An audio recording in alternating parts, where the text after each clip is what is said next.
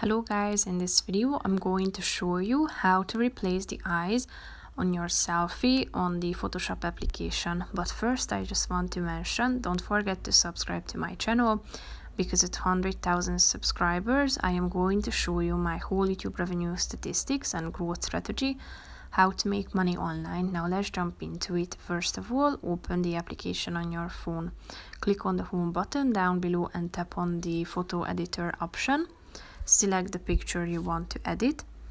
Then you should slide to the left side until you find the eyes section. Tap on it, and here you have the replace eyes section in the middle of the screen.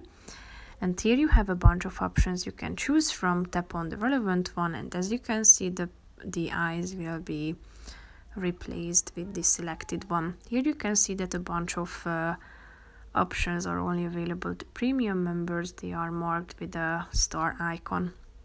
You can also apply the red eye feature, so you should tap the red eyes to correct them, and you can also tap pet eyes to correct them, but this is also a premium feature. So basically that's it for this video, guys. See you in the next one. Bye bye.